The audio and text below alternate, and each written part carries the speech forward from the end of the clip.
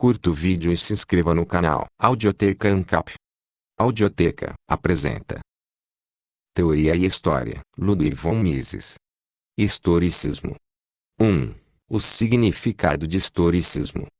O historicismo foi desenvolvido no fim do século XVIII como uma reação contra a filosofia social do racionalismo, para se contrapor às reformas e políticas advogadas pelos diversos autores do iluminismo. Propunha um programa de conservação das instituições existentes e, por vezes, até mesmo um retorno a instituições já extintas. Para se contrapor aos postulados da razão, apelava à autoridade da tradição e à sabedoria de épocas passadas. O principal alvo de sua crítica eram as ideias que haviam inspirado as revoluções francesa e americana, assim como movimentos semelhantes ocorridos em outros países. Seus defensores se autodenominavam, com orgulho, de antirrevolucionários, e enfatizavam seu rígido conservadorismo. Nos anos seguintes, no entanto, a orientação política do historicismo foi se alterando. Ele passou a ver o capitalismo e o livre comércio,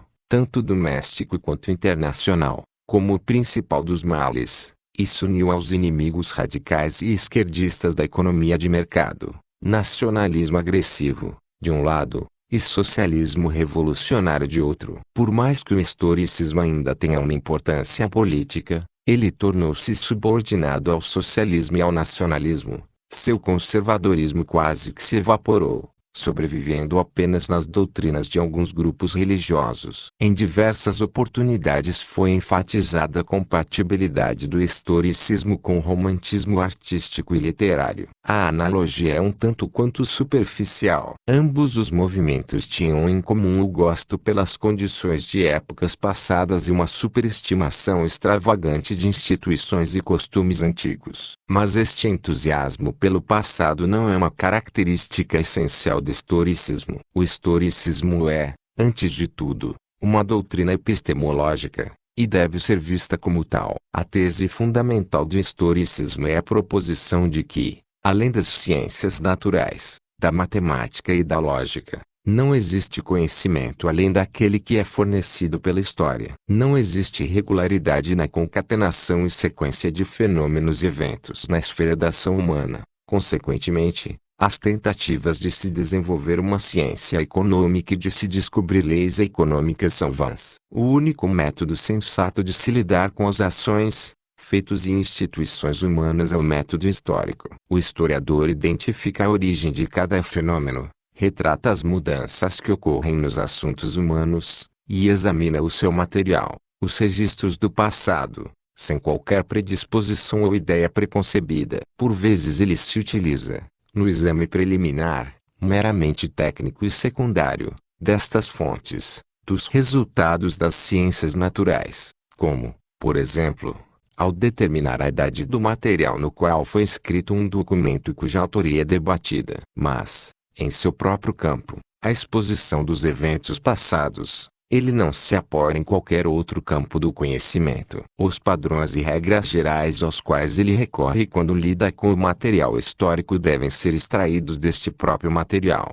e não emprestados de qualquer outra fonte. A extravagância destas afirmações foi reduzida, mais tarde, a termos mais modestos quando Dilthey enfatizou o papel que a psicologia tem no trabalho do historiador. Os defensores do historicismo aceitaram esta restrição e não insistiram na sua descrição extremada do método histórico. Estavam apenas interessados em condenar a economia, e não tinham nada contra a psicologia. Se os historicistas tivessem sido consistentes, teriam substituído a ciência econômica, falsa, em sua opinião, pela história econômica. Podemos ignorar a questão de como a história econômica seria abordada sem a teoria econômica, mas isto não teria servido aos seus planos políticos. O que eles queriam era promover seus programas intervencionistas ou socialistas. A rejeição total da economia era apenas um dos itens de sua estratégia, que os libertava do constrangimento criado por sua incapacidade de destruir a crítica devastadora do socialismo e do intervencionismo feita pelos economistas,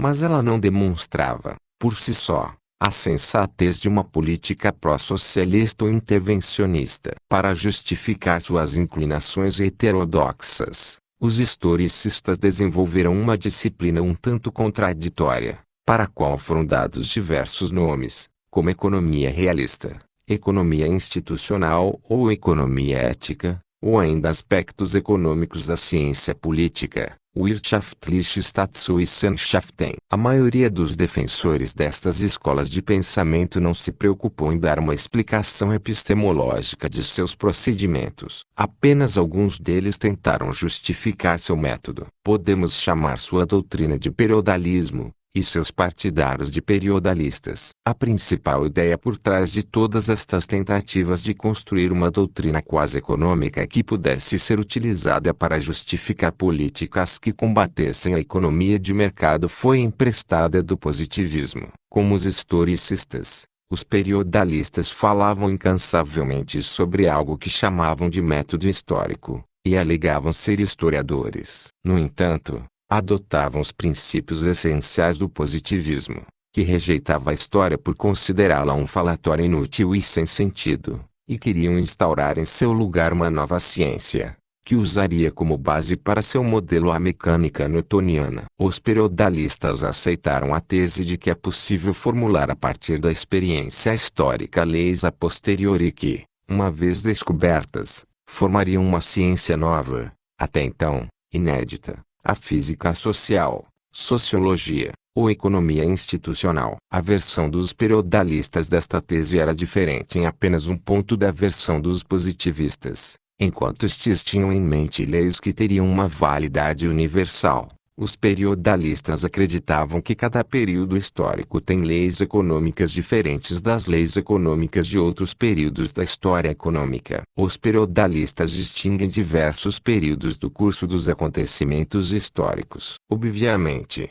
o critério de acordo com o qual se faz esta distinção é característico das leis econômicas que determinam a transformação econômica em cada período. Assim, o argumento dos periodalistas é circular. A periodização da história econômica pressupõe o conhecimento das leis econômicas peculiares a cada período, enquanto estas leis só podem ser descobertas ao se examinar cada período sem qualquer referência aos eventos que aconteceram em outros períodos. A imagem que os periodalistas fazem do curso da história é esta: existem diversos períodos ou estágios de evolução econômica, sucedendo um ao outro de acordo com uma ordem definida. Ao longo de cada um destes períodos as leis econômicas permanecem inalteradas. Nada é dito a respeito da transição de um período para o próximo. Se admitirmos que esta transição não ocorre de uma só tacada, devemos admitir que existe entre dois períodos um intervalo de transição,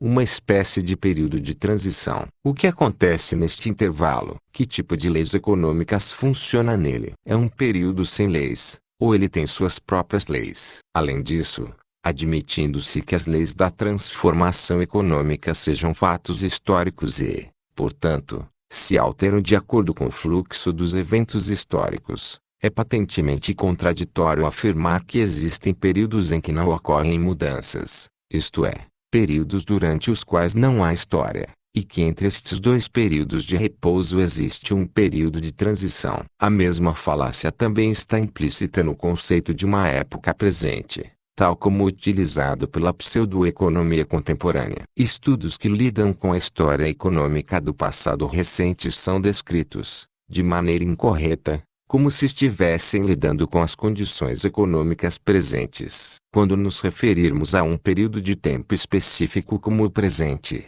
queremos dizer que, em relação a uma questão específica, as condições permaneceram inalteradas durante este período. O conceito de presente é, portanto, diferente para os diversos campos de ação. Ademais, nunca se sabe ao certo por quanto tempo esta ausência de mudança perdurará e, por consequência, quanto do futuro deverá ser incluído nela. O que alguém pode dizer acerca do futuro nunca passa de mera antecipação especulativa. Lidar com algumas das condições do passado recente sob o rótulo de condições presentes é utilizar uma designação incorreta. O máximo que se pode afirmar é: estas eram as condições ontem, esperamos que elas ainda permaneçam inalteradas por algum tempo. A economia lida com uma regularidade na concatenação e sequência de fenômenos que vale para todo o âmbito da ação humana. Ela pode, portanto, contribuir para a elucidação de acontecimentos futuros.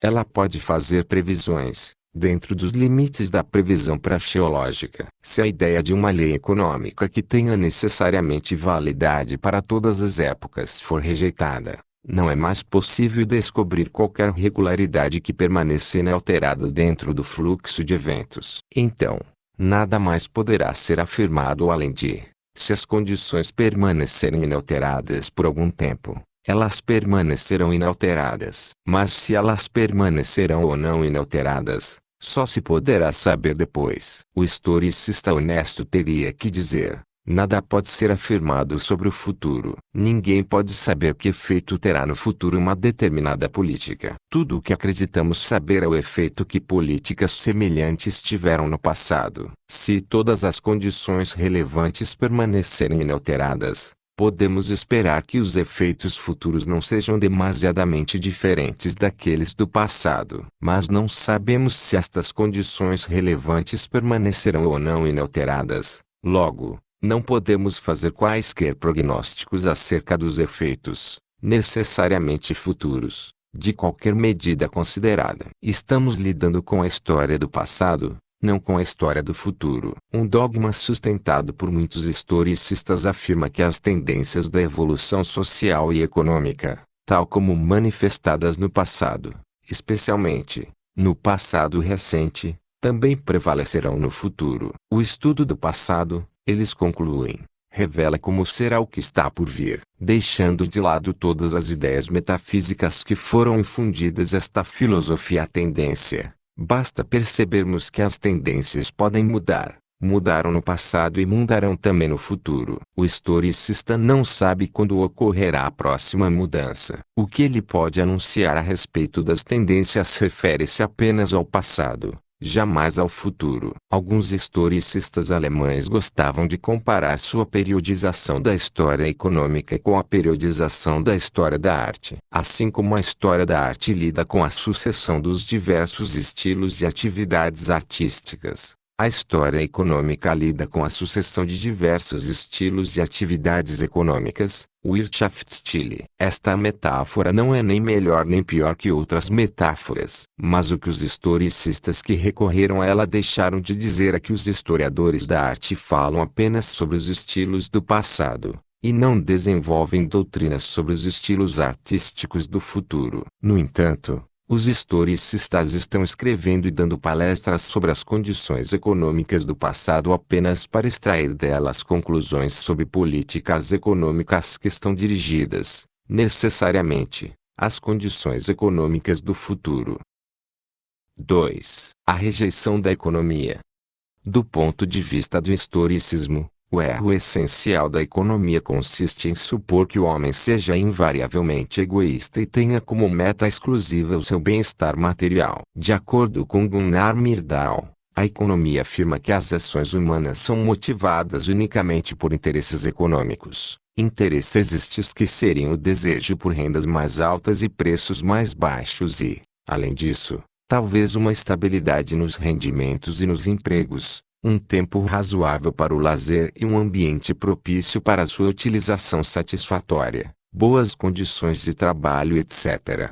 Isto, segundo ele, é um erro. As motivações humanas não podem ser totalmente explicadas através do registro dos interesses econômicos. O que realmente determina a conduta humana não são só os interesses, mas as atitudes. Atitudes significa a disposição emocional de um indivíduo ou de um grupo para responder de determinadas maneiras a situações reais ou potenciais. Existem felizmente muitas pessoas cujas atitudes não coincidem com os seus interesses. A afirmação de que a economia alguma vez sustentou a tese de que os homens só são motivados pela busca por rendas altas e preços baixos é falsa. Devido à sua incapacidade de desemaranhar o aparente paradoxo do conceito de valor de uso, Os economistas clássicos e seus epígonos não conseguiram fornecer uma interpretação satisfatória da conduta dos consumidores. Eles lidavam quase que exclusivamente com a conduta do empresário que serve aos consumidores, para quem as avaliações de seus consumidores são o critério máximo. Quando se referiam ao princípio de comprar no mercado mais baixo e vender no mais caro, estavam tentando interpretar as ações dos empresários em sua qualidade de fornecedor dos clientes, não em sua qualidade de consumidor, ao desembolsar sua própria renda. Eles não fizeram uma análise dos motivos que levam os consumidores individuais a comprar e a consumir. Logo, eles não investigaram se os indivíduos estavam apenas tentando encher as suas barrigas ou se também consideravam gastar para outros propósitos, como, por exemplo, para executar aquilo que consideravam ser suas obrigações éticas e religiosas. Quando distinguiam entre motivos puramente econômicos e outros motivos, os economistas clássicos se referiam apenas ao lado aquisitivo do comportamento humano. Eles jamais pensaram em negar que os homens também fossem movidos por outras motivações. O enfoque da economia clássica parece ser altamente insatisfatório do ponto de vista da economia subjetiva moderna. A economia moderna também rejeita como totalmente falacioso o argumento proposto como justificação epistemológica dos métodos clássicos por seus últimos seguidores, especialmente John Stuart Mill. De acordo com esta apologia deficiente, a economia pura lida apenas com o aspecto econômico das ações humanas, apenas com os fenômenos da produção de riqueza na medida em que aqueles fenômenos não sejam modificados pela busca por qualquer outro objeto. No entanto, Mill afirma, para lidar adequadamente com a realidade, aquele que escreve de maneira didática sobre a questão combinará naturalmente, em sua exposição, com a verdade da ciência pura, o maior número de modificações práticas que ele estime como mais conducentes para a utilidade de seu trabalho. Isto certamente destrói a afirmação do Sr. Myrdal no que diz respeito à economia clássica. A economia moderna identifica a origem de todas as ações humanas nos julgamentos de valores dos indivíduos. Ela nunca foi tão tola para acreditar, como acusa Myrdal, que tudo que as pessoas querem sejam rendas mais altas e preços mais baixos. Contra esta crítica injustificada, repetida 100 vezes, B.O. Contrema H.M. Bauer, que enfatizou de maneira explícita, já em sua primeira contribuição à teoria do valor, e, posteriormente, por inúmeras vezes, que o termo bem-estar, Wohlfahrtszeit, tal como ele utiliza em sua exposição da teoria do valor, não se refere apenas às preocupações comumente chamadas de egoístas, mas abrange tudo que pareça ser desejável e digno de ser tido como um meta, estrebensuerte, por um indivíduo. Ao agir, o homem prefere determinadas coisas que outras, e escolhe entre diversas formas de conduta. O resultado do processo mental que faz um homem preferir uma coisa a outra chama-se julgamento de valor. Ao falar sobre valor e avaliações, a economia se refere a estes julgamentos de valor, quaisquer que sejam os seus conteúdos. Para a economia, até agora a parte mais desenvolvida da praxeologia, é irrelevante se o indivíduo tem como meta salários mais altos, como um membro de um sindicato trabalhista, ou a melhor execução de suas obrigações religiosas, como um santo. O fato institucional que a maior parte das pessoas deseja avidamente obter bens mais tangíveis é um dado da história econômica, não um teorema da economia. Todas as categorias de historicismo, as escolas alemãs e britânicas de ciências sociais, o institucionalismo americano, os adeptos de Sismondi, Ripley e Veblen, e as diversas seitas heterodoxas análogas, rejeitam enfaticamente a economia. Seus escritos, no entanto, estão repletos de inferências extraídas das proposições gerais a respeito dos efeitos dos diversos modos de agir. É, claro, impossível se lidar com qualquer problema institucional ou histórico sem se referir a estas proposições gerais. Todo relato histórico, independentemente se seu tema trata das condições e eventos de um passado remoto ou de ontem, inevitavelmente se baseia num tipo específico de teoria econômica. Os historicistas não eliminam o raciocínio econômico de seus tratados, Embora rejeitem uma doutrina econômica da qual não gostam, eles recorrem,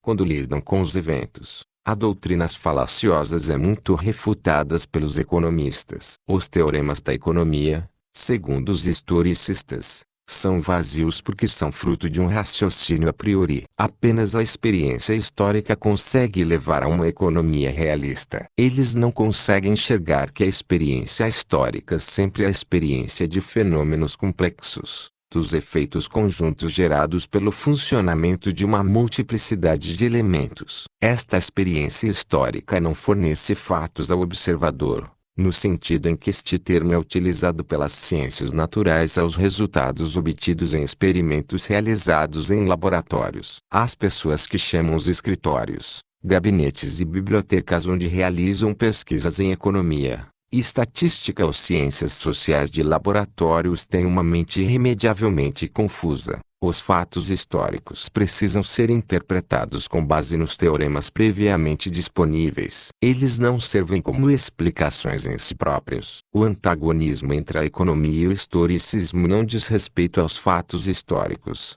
mas sim à interpretação dos fatos. Ao investigar e narrar os fatos, um acadêmico pode fornecer uma contribuição valiosa à história, mas ele não está contribuindo para o aumento e o aperfeiçoamento do conhecimento econômico. Façamos mais uma vez referência à proposição, tantas vezes repetida, de que o que os economistas chamam de leis econômicas são apenas princípios que governam as condições sob o capitalismo, que nada valem para uma sociedade organizada de maneira diferente, especialmente para o modo socialista, que está por vir, de administrar estas questões. No ponto de vista destes críticos, somente os capitalistas, em sua ganância, se preocupam com custos e lucros. Quando a produção para o uso tomar o lugar da produção para o lucro, as categorias de custo e lucro se tornarão sem sentido. O erro primário da economia estaria em considerar estas e outras categorias como princípios eternos que determinam a ação sob qualquer tipo de condição institucional. No entanto,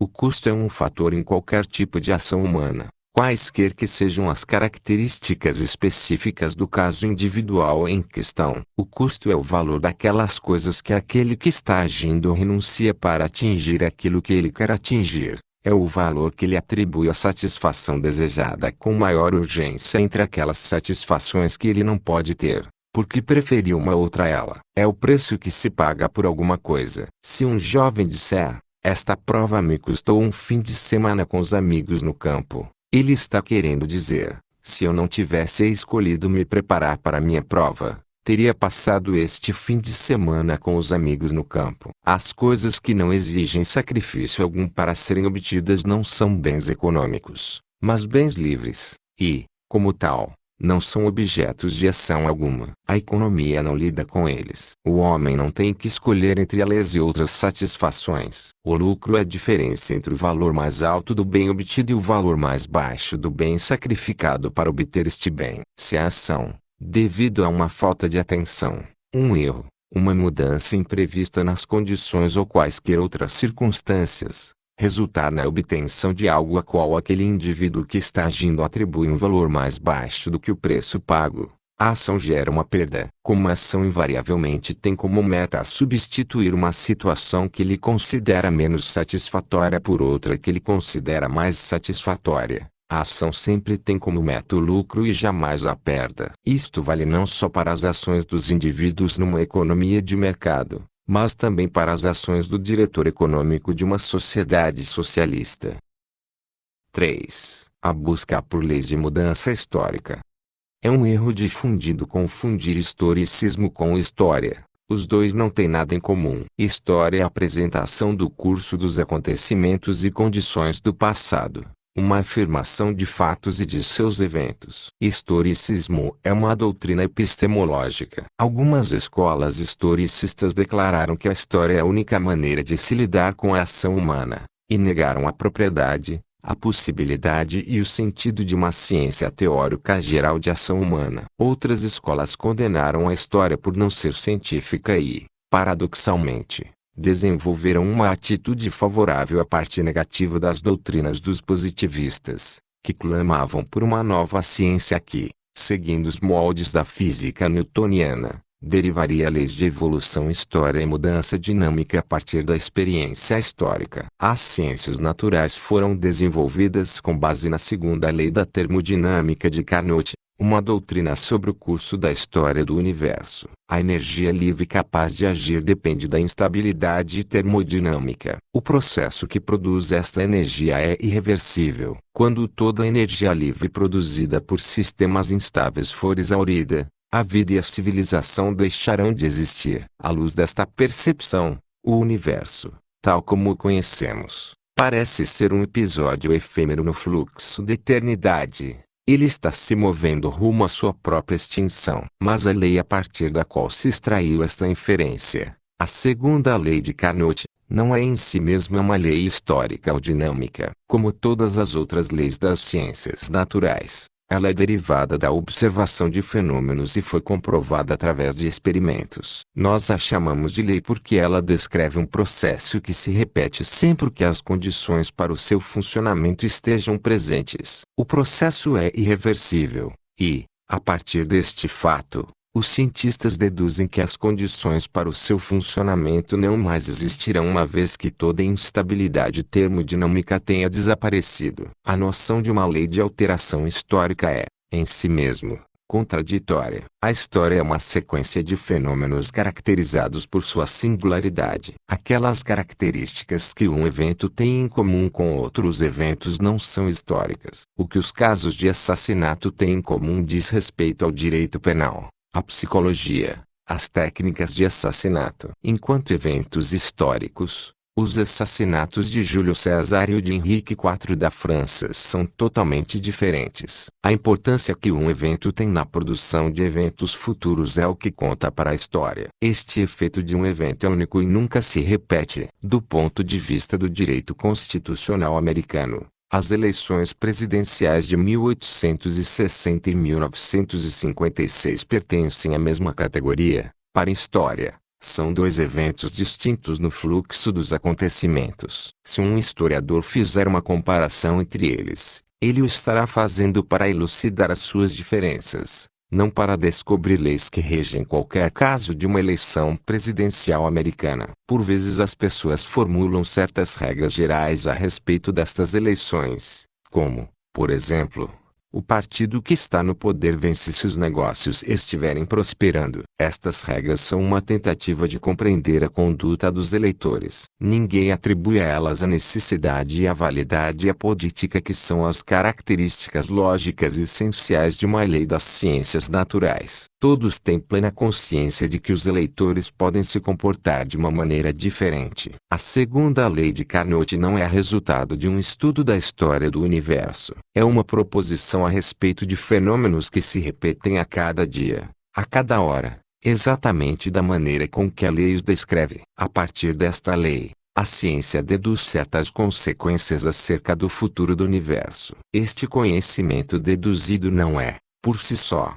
uma lei. Ele é a aplicação de uma lei. É um prognóstico de eventos futuros feito com base em uma lei que descreve o que se acredita ser uma necessidade inexorável na sequência de eventos repetíveis e repetidos. O princípio da seleção natural, de Darwin, também não é uma lei de evolução histórica. Ele tenta explicar as mudanças biológicas como resultado do funcionamento de uma lei biológica. Ele interpreta o passado, não faz um prognóstico sobre as coisas que estão por vir. Embora o funcionamento do princípio da seleção natural possa ser considerado perene, não se pode inferir que o homem deva inevitavelmente se desenvolver a ponto de virar uma espécie de super-homem. Uma linha de alterações evolucionárias pode atingir um ponto além do qual não existe mais qualquer tipo de mudança, ou se inicia um retrocesso a estados anteriores. Como é impossível deduzir quaisquer leis gerais a partir da observação das mudanças históricas,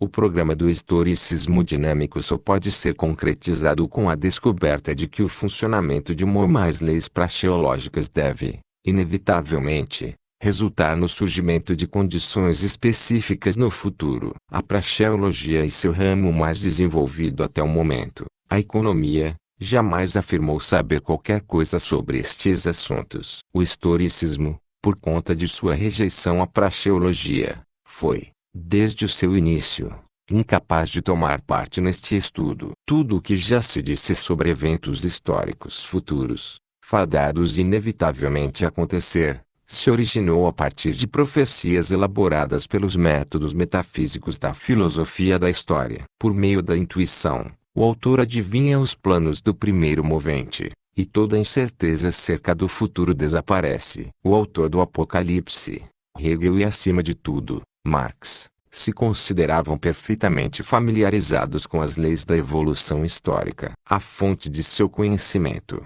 no entanto, não era a ciência, era a revelação de uma voz interna. 4. Relativismo historicista. As ideias do historicismo só podem ser compreendidas quando se leva em conta que buscavam unicamente um fim: negar tudo o que a economia e a filosofia social racionalista haviam estabelecido. Nesta busca, muitos historicistas não recuaram diante de todo tipo de absurdo. Assim, diante da afirmação dos economistas de que existe uma inevitável escassez dos fatores provenientes da natureza, dos quais o bem-estar humano depende, eles contrapuseram a afirmação fantástica de que existe abundância e fartura. O que gera pobreza e a carestia, segundo eles, é a incompetência das instituições sociais. Quando os economistas se referem ao progresso, eles examinam as condições do ponto de vista dos fins procurados pelos agentes homens. Não há nada de metafísico no seu conceito de progresso. A maioria dos homens quer viver e prolongar suas vidas, querem ser saudáveis e evitar a doença, querem viver confortavelmente, e não existir à beira da indigência. Aos olhos do agente homem, avançar rumo a estas metas significa uma melhoria, e o contrário, uma piora. Este é o significado dos termos progresso e retrocesso, tais como são usados pelos economistas. Neste sentido, eles chamam uma queda na taxa de mortalidade infantil ou um sucesso no combate a doenças contagiosas de progresso. A questão não é se o progresso torna as pessoas felizes, mas sim que ele as torna mais felizes do que elas teriam sido de outra maneira. A maioria das mães se sente mais feliz se suas crianças sobreviverem, e a maioria das pessoas se sente mais feliz sem a tuberculose do que com ela. Ao examinar as condições sob este ponto de vista, Nietzsche expressou apreensões a respeito dos demasiados, porém os alvos de seu desprezo pensavam de maneira diferente. Ao lidar com os meios aos quais os homens recorreram em suas ações,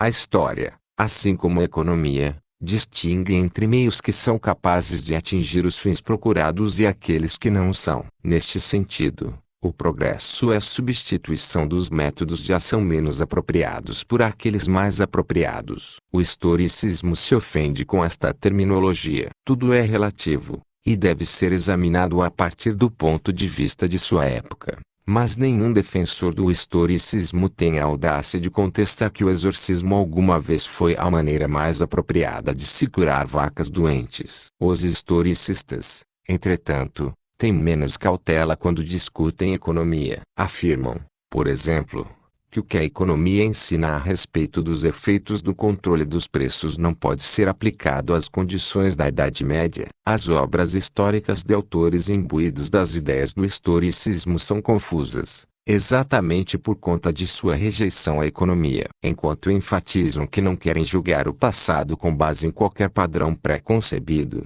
os historicistas estão tentando, na realidade, justificar as políticas dos bons tempos de outrora. Em vez de abordar o tema de seus estudos com o melhor equipamento mental disponível, eles se utilizam das fábulas da pseudo-economia, se apegam à superstição de que decretar e forçar preços máximos abaixo dos limites que estes preços poderiam potencialmente atingir, sob as condições estabelecidas por um mercado livre, é um meio apropriado para melhorar as condições dos compradores. Eles deixam de mencionar a evidência documental do fracasso desta política do preço justo e de seus efeitos que, do ponto de vista dos governantes que recorreram a ela, foram ainda mais indesejáveis do que a situação anterior que eles estavam tentando alterar. Uma das reprovações menos fundamentadas já feitas pelos historicistas aos economistas é a sua suposta falta de senso histórico. Os economistas, segundo eles, acreditam que teria sido possível melhorar as condições materiais de épocas passadas se as pessoas estivessem então familiarizadas com as teorias da economia moderna. Não há dúvida de que as condições do Império Romano teriam sido afetadas consideravelmente se os imperadores não tivessem recorrido à desvalorização da moeda e não tivessem adotado uma política de preços máximos. Também não é menos óbvio que a miséria generalizada na Ásia foi provocada pelo fato de que os governos despóticos cortaram pela raiz todos os esforços de se acumular capital. Os asiáticos, ao contrário dos europeus ocidentais, não desenvolveram um sistema legal e constitucional que proporcionasse a oportunidade de um acúmulo de capital em grande escala, e o público, agindo sob a motivação da antiga falácia de que a riqueza de um comerciante ou empresário é a causa da pobreza de outras pessoas, aplaudia sempre que os governantes confiscavam os bens de mercadores bem-sucedidos. Os economistas sempre tiveram consciência de que a evolução das ideias é um processo vagaroso, que leva tempo. A história do conhecimento é um relato de uma série de sucessivos passos dados pelos homens, no qual cada um acrescenta algo aos pensamentos de seus antecessores. Não é algo surpreendente que Demócrito de Abdera não tenha desenvolvido a teoria quântica, ou que a geometria de Pitágoras e Euclides seja diferente da de Hilbert. Ninguém jamais acreditou que um contemporâneo de Péricles pudesse ter criado a filosofia do livre comércio de Hume, Adam Smith e Ricardo, e transformado Atenas num empório do capitalismo. Não é necessário analisar a opinião de muitos historicistas de que, para o espírito de algumas nações, as práticas capitalistas parecem tão repulsivas que elas jamais as adotarão. Se existem tais povos, eles permanecerão pobres para sempre. Existe somente um caminho que leva à prosperidade e à liberdade. Poderá algum historicista, com base na experiência histórica, contestar esta verdade? Nenhuma regra geral sobre os efeitos dos diversos modos de agir e das instituições sociais específicas pode ser derivada a partir da experiência histórica. Neste sentido, é verdadeiro o célebre dito de que o estudo da história só pode ensinar uma coisa: que não se pode aprender nada com a história. Podemos, portanto, concordar com os historicistas em não prestar muita atenção ao fato inquestionável de que nenhum povo jamais se ergueu e atingiu um nível razoavelmente satisfatório de bem-estar e civilização sem a instituição da propriedade privada dos meios de produção. Não é a história, mas sim a economia, que ilumina os nossos pensamentos a respeito dos efeitos dos direitos de propriedade. Mas devemos rejeitar inteiramente o raciocínio, muito popular entre diversos autores do século XIX, de que o suposto fato de que a instituição da propriedade privada não era conhecida pelos povos de estágios primitivos da civilização é um argumento válido a favor do socialismo. Depois de começarem como arautos de uma sociedade futura que varreria do mapa tudo o que fosse insatisfatório e transformaria a Terra num paraíso,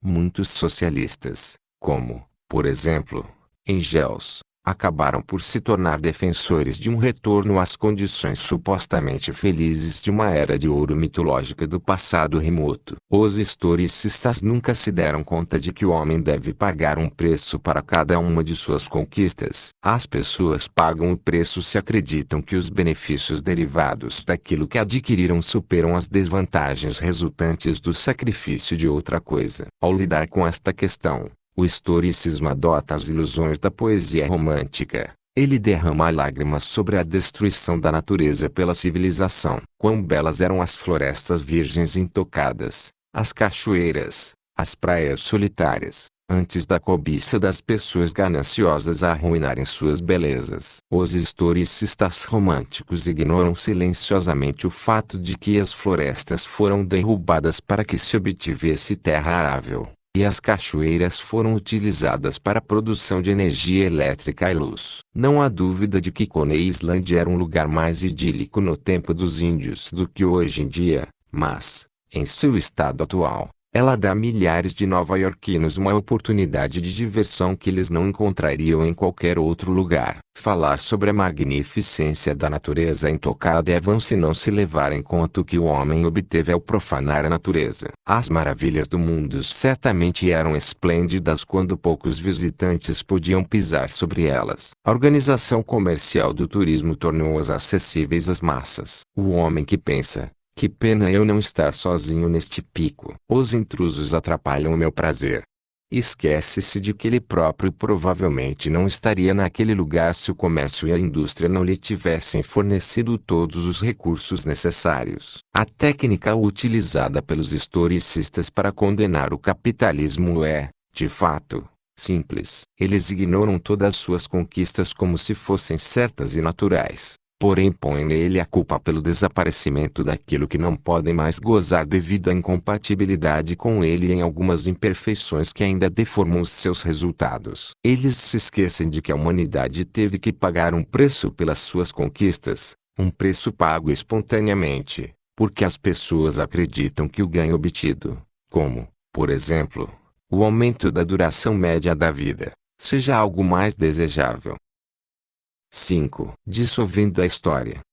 A história é uma sequência de mudanças. Toda situação histórica tem a sua individualidade, suas próprias características, que a distingue de qualquer outra situação. O curso da história jamais retorna a um ponto ocupado anteriormente. A história nunca é repetida. Afirmar isso não é expressar uma opinião sobre o problema biológico ou antropológico de a humanidade descender ou não de um ancestral humano comum. Não há necessidade de se perguntar, aqui, se a transformação dos primatas subhumanos na espécie Homo sapiens ocorreu apenas uma vez, num período específico e numa parte específica da superfície da Terra, ou aconteceu diversas vezes, resultando no surgimento das diversas raças originais. Determinar este fato sequer significa que exista uma unidade de civilização. Ainda que admitamos que todos os homens sejam descendentes de um ancestral humano comum, ainda resta o fato de que a escassez dos meios de subsistência fez com que as pessoas se dispersassem por todo o globo terrestre. Esta dispersão teve como resultado a segregação de diversos grupos.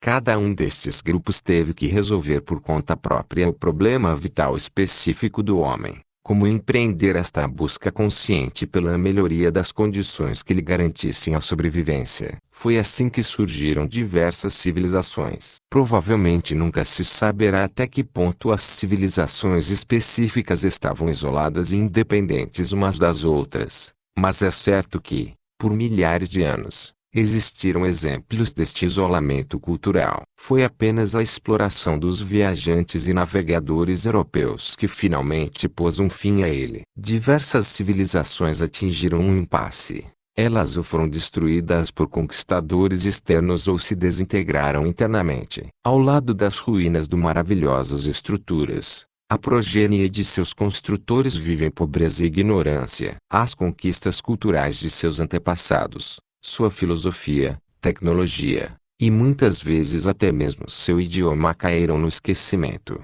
e estes povos acabaram voltando à barbárie. Em alguns casos a literatura da civilização extinta foi preservada, e após ser redescoberta por estudiosos, acabou influenciando gerações e civilizações posteriores. Outras civilizações se desenvolveram até certo ponto e depois estagnaram. Foram interrompidas. Como disse Bajheot, as pessoas tentaram preservar as conquistas do passado, porém não mais planejavam acrescentar a elas algo de novo. Um princípio firme da filosofia social do século XVIII foi o melhorismo, uma vez que as superstições, preconceitos e erros que provocaram a queda das antigas civilizações tivessem dado lugar à supremacia da razão. Ocorreria uma melhoria constante das condições humanas. O mundo se tornaria melhor a cada dia. A humanidade jamais voltaria à idade das trevas. O progresso rumo a estágios mais elevados de bem-estar e conhecimento é inexorável. Todos os movimentos reacionários estão fadados ao fracasso. A filosofia atual não mais adota pontos de vista otimistas como estes. Percebemos que nossa civilização também é vulnerável. É verdade. ela está protegida contra ataques externos por parte de bárbaros estrangeiros. Mas ela pode ser destruída de dentro, por bárbaros domésticos. A civilização é o produto do esforço humano, a conquista de homens ávidos por combater as forças que se opõem ao seu bem-estar. Esta conquista depende da utilização dos meios apropriados por parte do homem. Se os meios escolhidos não forem apropriados para produzir os fins desejados, o resultado é desastroso. Políticas más podem desintegrar a nossa civilização, assim como destruíram muitas outras civilizações. Mas nem a razão, nem a experiência dão garantia ao pressuposto de que não temos como evitar a escolha de políticas más e, por consequência, levar nossa civilização à ruína. Existem doutrinas que hipostasiam o conceito de civilização. Em seu ponto de vista, uma civilização é uma espécie de ser vivo. Ela nasce, floresce por algum tempo, e, finalmente, morre. Todas as civilizações, por mais diferentes que possam parecer entre si ao observador superficial, têm a mesma estrutura, devem passar necessariamente pela mesma sequência de estágios sucessivos. Não existe história. O que se chama, erroneamente, de história é, na realidade, a repetição de eventos que pertencem à mesma categoria. É, nas palavras de Nietzsche, o eterno retorno. A ideia não é nem um pouco nova, e remonta à filosofia antiga. Foi vislumbrada por Giovanni Battista Vico, e teve algum papel nas tentativas de diversos economistas de desenvolver esquemas de paralelismo entre a história econômica de diferentes nações. Ela deve sua popularidade atual ao declínio do Ocidente, obra de Oswald Spengler, suavizada, até certo ponto, e, consequentemente, perdendo sua consistência. Ela é a principal ideia do volumoso estudo da história, no qual Arnold J. Toynbee ainda está trabalhando. Não há dúvida que tanto Spengler quanto Toynbee foram motivados pelo menosprezo generalizado ao capitalismo. A motivação de Spengler claramente era de fazer um prognóstico acerca do colapso inevitável de nossa civilização. Embora não tenha sido afetado pelas profecias quilistas dos marxistas, ele próprio era um socialista e estava totalmente sob a influência da vilificação socialista da economia de mercado. Embora tenha sido suficientemente sábio para enxergar as implicações desastrosas das políticas dos marxistas alemães, sua falta de qualquer conhecimento econômico e seu total desprezo pela economia levaram-no à conclusão de que a nossa civilização tem que escolher entre dois males, cada um dos quais estará fadado a destruí-la. As doutrinas de Spengler e Toynbee mostraram claramente os tristes resultados provocados ao se negligenciar a economia na análise das questões humanas. É verdade,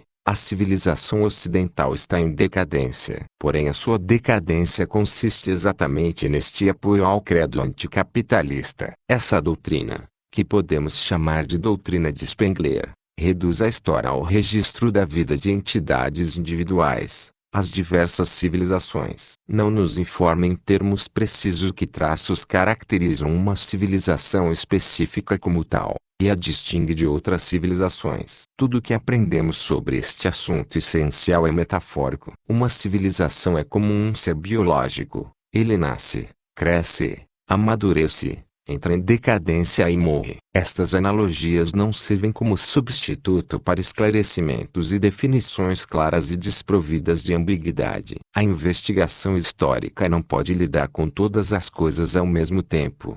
Ela tem que dividir e subdividir todos os eventos. A partir de todo o corpo da história ela extrai capítulos separados. Os princípios aplicados ao se fazer isso são determinados pela maneira com que o historiador compreende as coisas e eventos, avalia os julgamentos e as ações motivadas por eles e a relação entre as ações e o curso posterior dos acontecimentos. Quase todos os historiadores concordam em lidar separadamente com a história de povos e civilizações mais ou menos isolados. Diferenças de opinião acerca da aplicação deste procedimento em problemas específicos devem ser decididas através de um exame cuidadoso de cada caso individual. Não se pode levantar qualquer objeção epistemológica à ideia de distinção entre as diversas civilizações dentro da totalidade da história. O que a doutrina de Spengler significa, no entanto, é algo totalmente diferente. No seu contexto, uma civilização é uma gestalt, um todo, uma individualidade de natureza diferente. O que determina a sua origem, suas mudanças e sua extinção brota de sua própria natureza. Não são as ideias e ações dos indivíduos que formam o processo histórico. Na realidade, não existe processo histórico. Na Terra, as civilizações nascem, vivem por algum tempo e então morrem.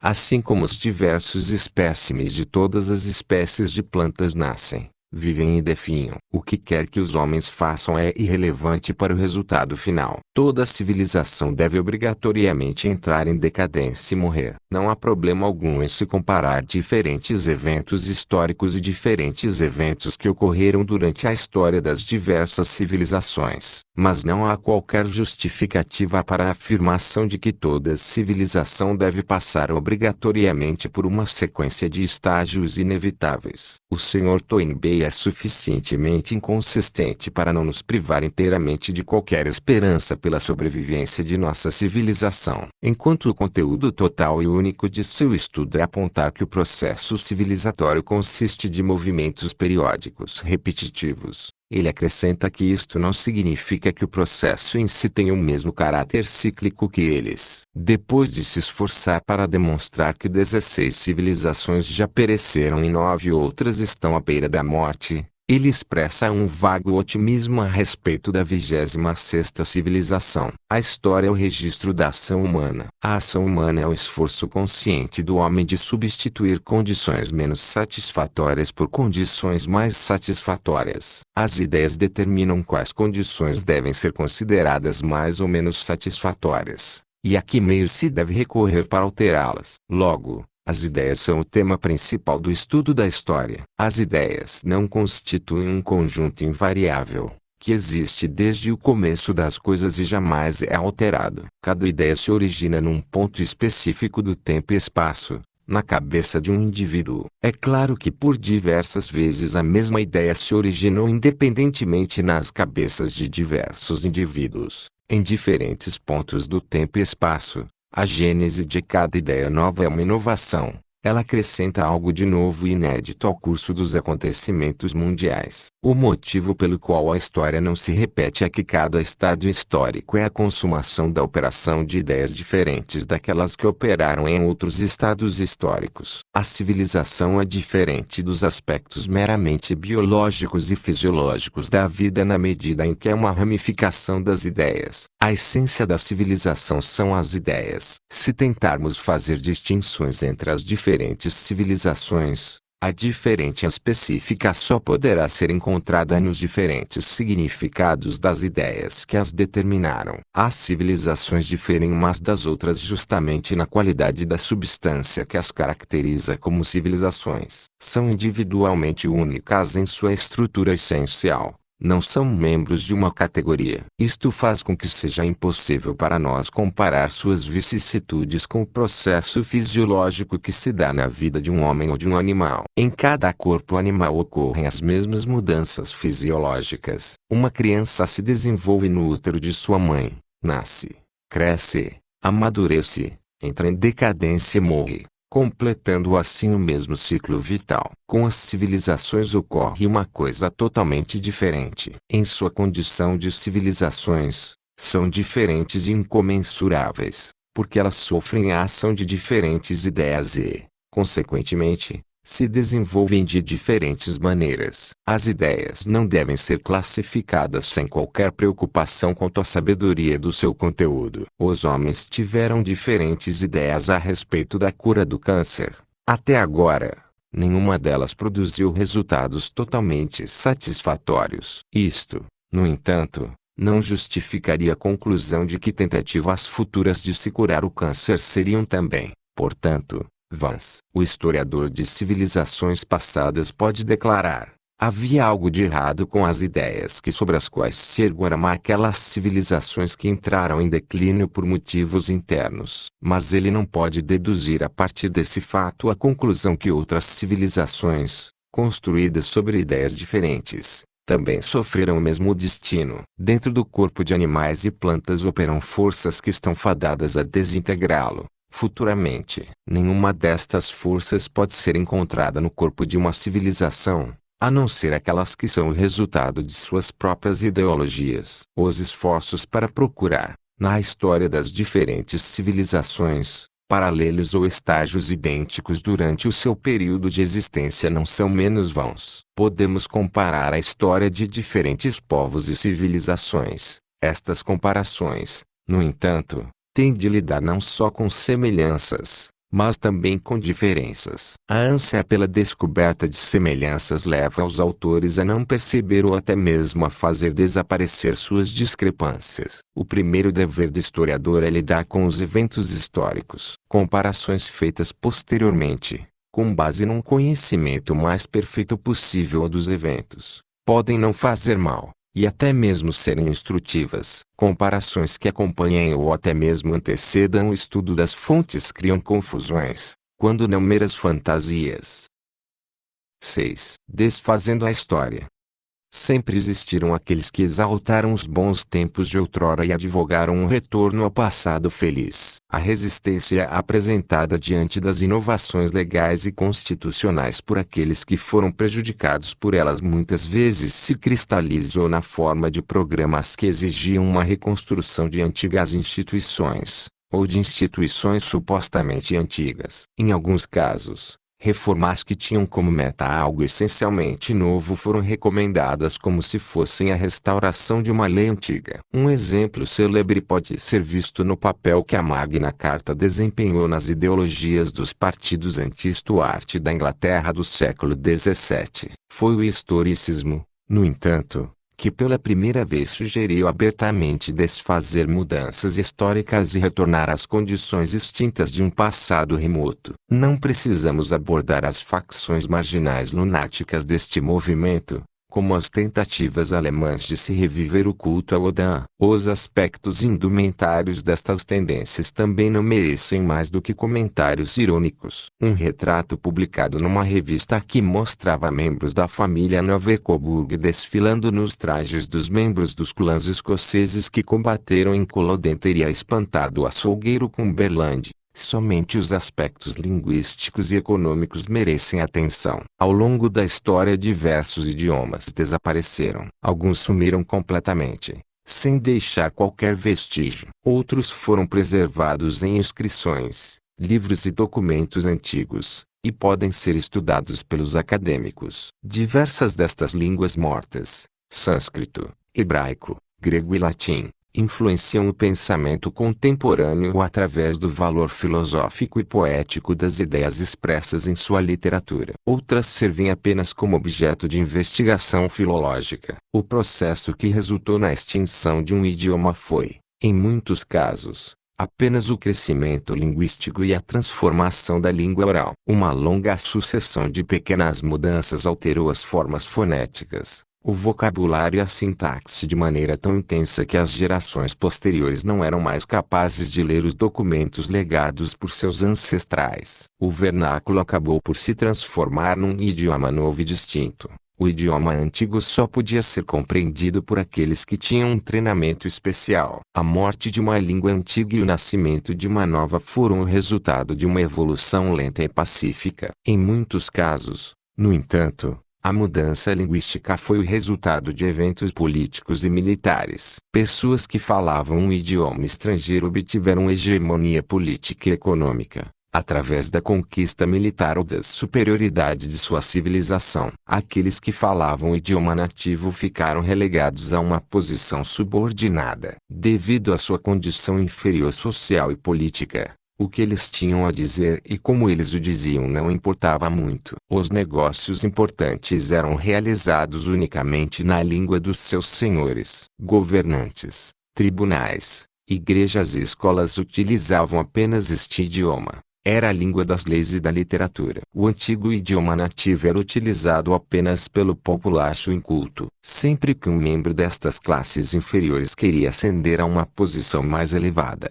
ele tinha primeiramente que aprender o idioma de seus senhores. O vernáculo estava reservado aos mais obtusos e menos ambiciosos. Ele passou a ser desprezado e, finalmente, esquecido. O idioma estrangeiro havia suplantado o idioma nativo. Os eventos políticos e militares que impulsionaram esse processo linguístico caracterizaram-se, em muitos casos, pela crueldade tirânica e pela perseguição impiedosa de todos os oponentes. Estes métodos foram recebidos com aprovação por alguns filósofos e moralistas das eras pré-capitalistas, assim como também receberam, ocasionalmente, elogios de idealistas contemporâneos quando os socialistas recorreram a eles. Mas, para o dogmatismo racionalista espúrio dos doutrinários liberais ortodoxos, eles parecem chocantes. Os escritos históricos destes não partilhavam daquele elevado relativismo que induziu os historiadores autoproclamados realistas a explicar e justificar tudo o que aconteceu no passado e defender as instituições opressoras que ainda sobrevivem. Como um crítico observou, repreensivamente, antigas instituições não despertam entusiasmo nos utilitaristas. Elas são apenas encarnações do preconceito. Não são necessárias maiores explicações sobre por que os descendentes das vítimas daquelas perseguições e opressões julgaram de maneira diferente a experiência de seus ancestrais, e menos ainda porque eles tinham a intenção de abolir aqueles efeitos do despotismo passado que ainda lhes feria. Em alguns casos, não satisfeitos em eliminar a opressão ainda existente, eles planejavam também desfazer as mudanças que não mais lhes causavam qualquer mal, por mais prejudicial e maligno que tenha sido o processo que as implementou num passado distante. É exatamente isto que as tentativas de desfazer as mudanças linguísticas têm como meta. O melhor exemplo pode ser visto na Irlanda. Estrangeiros haviam invadido e conquistado o país, expropriaram os proprietários de terra, destruíram a sua civilização, organizaram um regime despótico e tentaram converter seu povo à força a uma crença religiosa que eles desprezavam. O estabelecimento de uma igreja estrangeira não conseguiu fazer com que os irlandeses abandonassem o catolicismo romano, mas o idioma inglês conseguiu suplantar o gaélico nativo. Quando, posteriormente, os irlandeses conseguiram, passo a passo, sobrepujar seus opressores estrangeiros e adquirir, finalmente, a independência política, a maior parte deles já não era diferente dos ingleses. Linguisticamente, eles falavam inglês e seus escritores mais importantes escreveram livros em inglês, dentre os quais estão algumas das obras mais importantes da literatura universal moderna. Esta situação fere os sentimentos de muitos irlandeses. Eles querem induzir seus concidadãos a retornar ao idioma que seus ancestrais falavam em eras passadas. Existe pouca oposição aberta a estes interesses. Poucas pessoas têm coragem de combater abertamente um movimento popular,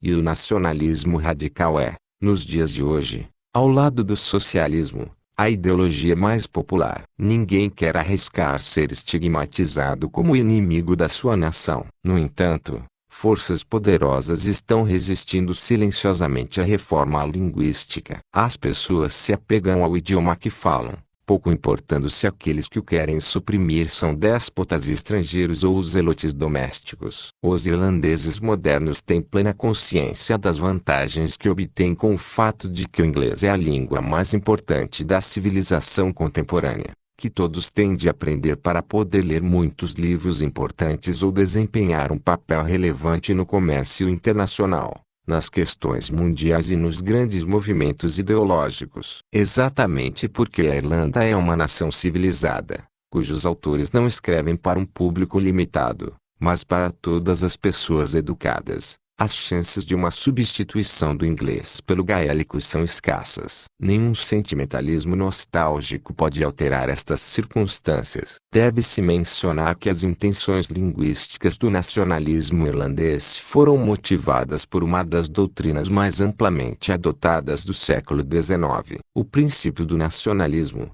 tal como é aceito por todos os povos da Europa, postula que todo grupo linguístico deve formar um Estado independente, e que este Estado deve englobar todas as pessoas que falam o mesmo idioma. Do ponto de vista deste princípio, uma Irlanda que fala inglês deveria pertencer ao Reino Unido da Grã-Bretanha e Irlanda, E a simples existência de um Estado livre irlandês independente parece ser irregular. O prestígio que o princípio da nacionalidade gozava na Europa era tão colossal que diversos povos que desejavam formar um Estado próprio, e cuja independência estava em desacordo com este princípio, tentaram mudar seu idioma para poder justificar suas aspirações sob a sua luz. Isto explica a atitude dos nacionalistas irlandeses, mas não afeta o que foi dito sobre as implicações de seus planos linguísticos. Um idioma não é apenas um conjunto de sinais fonéticos. É um instrumento de pensamento e ação. Seu vocabulário e sua gramática se ajustam à mentalidade dos indivíduos aos quais servem. Um idioma vivo, falado, escrito e lido por homens vivos, está mudando continuamente, em harmonia com as mudanças que ocorrem nas mentes daqueles que o utilizam. Um idioma que caiu em desuso está morto, porque não sofre mais alterações. Ele reflete a mentalidade de um povo que há muito já morreu. Ele é inútil para pessoas de outra época, independentemente destas pessoas serem, biologicamente, descendentes daqueles que costumavam utilizá-lo ou apenas acreditam ser seus descendentes. O problema não está nos termos que se referem a coisas tangíveis. Estes termos podem ser fornecidos através de neologismos. São os termos abstratos que representam problemas insolúveis. Sedimento das controvérsias ideológicas de um povo, de suas ideias a respeito de questões envolvendo a religião e o conhecimento puro, instituições legais, organização política e atividades econômicas. Estes termos refletem todas as vicissitudes de sua história. Ao aprender o seu significado,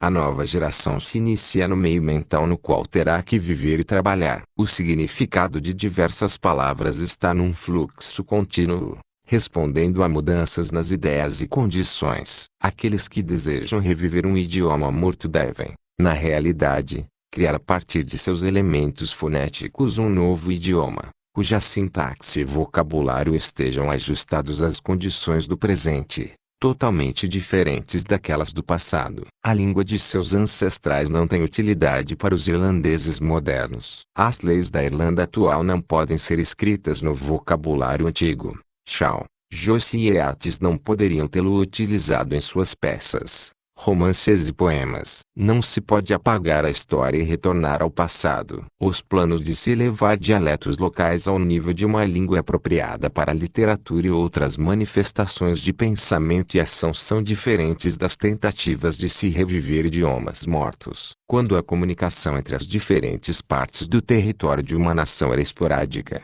devido à escassez da divisão de trabalho e às estruturas de transporte serem primitivas, havia uma tendência à fragmentação da unidade linguística. Diferentes dialetos se desenvolveram a partir da língua falada pelo povo que havia se estabelecido na região. Por vezes estes dialetos acabavam evoluindo e se transformando numa língua literária distinta, como foi o caso do idioma holandês. Em outros casos, apenas um dos dialetos se tornou uma língua literária, enquanto os outros continuaram sendo utilizados na vida cotidiana, mas não nas escolas, tribunais, livros, e nas conversas entre pessoas educadas. Foi isto que ocorreu na Alemanha, por exemplo, onde os escritos de Lutero e dos teólogos protestantes deram ao idioma da chancelaria saxônica uma posição preponderante, e reduziram todos os outros dialetos a um patamar secundário. Sob o impacto do historicismo, brotaram movimentos que têm como meta desfazer este processo e elevar os dialetos à categoria de línguas literárias. A mais notória destas tendências é o Félibrige, que tenciona restaurar o idioma provençal à importância que ele gozava como Languedoc. Os felibristas, liderados pelo célebre poeta Mistral, foram suficientemente sensatos para não propor uma substituição completa do francês pelo seu idioma. No entanto, até mesmo os prospectos de sua ambição, muito mais modesta, de criar uma nova poesia provençal, parecem ser pouco auspiciosos. Não se pode imaginar qualquer uma das obras-primas francesas modernas sendo compostas em provençal. Os dialetos locais de diversos idiomas foram utilizados em romances e peças que mostram a vida das pessoas incultas. Muitas vezes há uma insinceridade inerente a estas obras. O autor se põe, de maneira condescendente, no mesmo nível de pessoas de cuja mentalidade ele nunca compartilhou ou que há muito tempo superou. Ele se comporta como um adulto que se digna a escrever livros para crianças. Nenhuma obra literária atual pode se alienar do impacto das ideologias de nosso tempo. Depois de ter passado pelas escolas destas ideologias, um autor não pode querer se disfarçar de um simples homem comum e adotar sua fala e seu modo de ver o mundo e querer ser bem-sucedido ao fazê-lo. A história é um processo irreversível. 7. Desfazendo a história econômica. A história da humanidade é o registro de uma intensificação progressiva do trabalho. Os animais vivem numa autarquia perfeita de cada indivíduo ou de cada quase-família. O que tornou possível a cooperação entre os homens é o fato de que o trabalho realizado sob a divisão de tarefas é mais produtivo do que os esforços isolados de indivíduos autárquicos, e que a razão do homem é capaz de compreender esta verdade. Mas, se não fosse por esses dois fatos, os homens teriam permanecido eternamente indivíduos solitários, procurando por comida, forçados por uma lei inevitável da natureza a lutarem uns com os outros sem piedade e sem perdão. Nenhum laço social, nenhum sentimento de simpatia, benevolência, amizade, nenhuma civilização teria sido desenvolvida num mundo no qual todos têm que ver os outros homens como rivais na competição biológica como uma oferta rigorosamente ilimitada de comida. Um dos maiores feitos da filosofia social do século XVIII foi revelar o papel que o princípio da maior produtividade resultante da divisão do trabalho desempenhou na história. Foi contra estes ensinamentos de Smith e Ricardo que os ataques mais intensos foram dirigidos. O funcionamento do princípio da divisão do trabalho e seu corolário, a cooperação, acabam por levar a um sistema global de produção. Na medida em que a distribuição geográfica de recursos naturais não limita as tendências à especialização e à integração do comércio de processados, o mercado livre tem como meta a evolução das fábricas que operam num campo relativamente pequeno de produção especializada mas que atendem a toda a população da Terra. Do ponto de vista das pessoas que preferem mercadorias em maior número e de melhor qualidade do que uma oferta menor e pior, o sistema ideal consistiria na maior concentração possível da produção de cada especialidade. O mesmo princípio que ocasionou o surgimento de especialistas como ferreiros, carpinteiros, alfaiates, padeiros, assim como médicos, professores, artistas e escritores, acabaria resultando no surgimento de uma fábrica que fornecesse um artigo específico para todo o globo. Embora o fator geográfico mencionado anteriormente se oponha ao funcionamento pleno desta tendência, a divisão internacional de trabalho surgiu e evoluirá até que atinja os limites impostos pela geografia, geologia e pelo clima. Cada um dos passos rumo à intensificação da divisão do trabalho prejudica, no curto prazo, os interesses pessoais de alguns indivíduos. A expansão das fábricas mais eficientes prejudica os interesses de seus competidores menos eficientes, que são obrigados a fecharem suas portas. A inovação tecnológica prejudica os interesses dos trabalhadores que não mais podem viver apegando seus métodos inferiores que foram descartados. Os interesses de curto prazo das pequenas empresas e de trabalhadores ineficientes são afetados desfavoravelmente por qualquer tipo de melhoria. Este fenômeno não é novo. Tampouco é um fenômeno novo o fato de que aqueles que são prejudicados pelas melhorias econômicas exigem privilégios que os protejam da concorrência dos mais eficientes. A história da humanidade é um longo registro de obstáculos sendo colocados diante dos mais eficientes, para beneficiar os menos eficientes. Costuma-se explicar os esforços obstinados de se interromper a melhoria econômica referindo seus interesses. A explicação é extremamente insatisfatória, deixando-se de lado o fato de que a inovação prejudica apenas os interesses de curto prazo de algumas pessoas. Devemos enfatizar que ela prejudica apenas os interesses de uma pequena minoria ao mesmo tempo em que favorece os interesses da imensa maioria. A fábrica de pães certamente prejudica os pequenos padeiros, porém ela os prejudica apenas porque ela melhora as condições de todas as pessoas que consomem pão. A importação de relógios e de açúcar estrangeiro prejudica os interesses de uma pequena minoria de americanos, mas é uma bênção para todos aqueles que querem consumir açúcar ou comprar relógios. O problema é exatamente esse, porque uma inovação é impopular, embora ela favoreça os interesses da grande maioria das pessoas. Um privilégio concedido a um determinado ramo dos negócios é,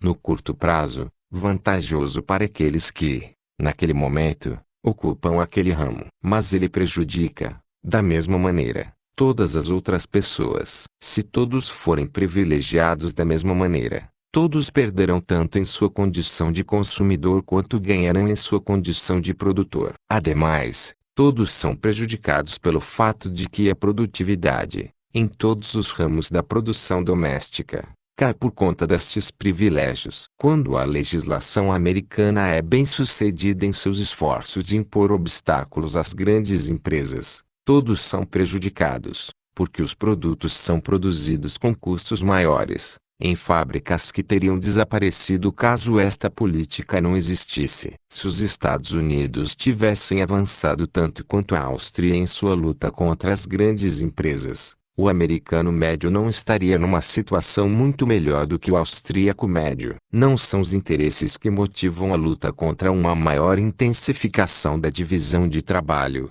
mas sim ideias espúrias a respeito de supostos interesses. Como em qualquer outro aspecto, o historicismo, ao lidar com estes problemas, vê apenas as desvantagens no curto prazo que incidem sobre alguns, e ignoram as vantagens no longo prazo para todo o resto das pessoas. Ele recomenda medidas sem mencionar o preço que será pago por elas. Como era divertido fabricar sapatos nos tempos de Ansage e os mestres cantores. Não há necessidade de se analisar de maneira crítica este tipo de sonho romântico. Mas quantas pessoas andavam descalças naquele tempo? Que desgraça são as grandes indústrias químicas. Mas seria possível para os farmacêuticos, em seus laboratórios primitivos, produzir as drogas que matam os bacilos. Aqueles que querem reverter o relógio da história deveriam contar às pessoas o quanto custaria a sua política. Se você quer fragmentar as grandes empresas, esteja preparado para aguentar as consequências. Se os métodos americanos modernos de taxar as rendas e patrimônios tivessem sido adotados há 50 anos,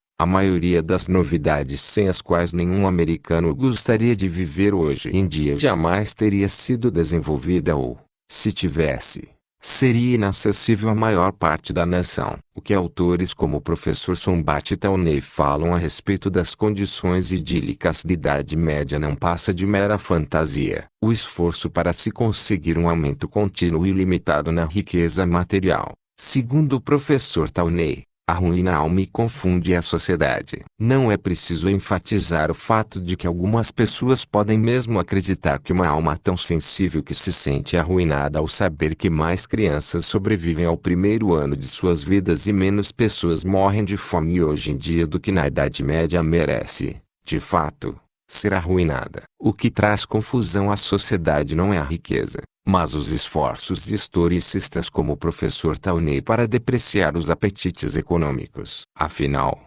foi a natureza, e não os capitalistas, que implantou nos homens os apetites e os compeliu a satisfazê-los. Nas instituições coletivistas da Idade Média, como a igreja, cidade, aldeia, clã, família, guilda, segundo Sombart, o indivíduo era mantido aquecido e abrigado, como a fruta sob a sua casca. Seria essa uma descrição fiel de um tempo no qual a população sofria permanentemente com a fome, epidemias, guerras, a perseguição de hereges e outros desastres? Certamente é possível interromper o progresso do capitalismo, ou até mesmo retornar a condições nas quais as pequenas empresas e métodos mais primitivos de produção predominem. Um aparato policial organizado com base no modelo soviético certamente pode lograr muitas coisas. A questão é apenas saber se as nações que construíram a civilização moderna estarão prontas para pagar o preço.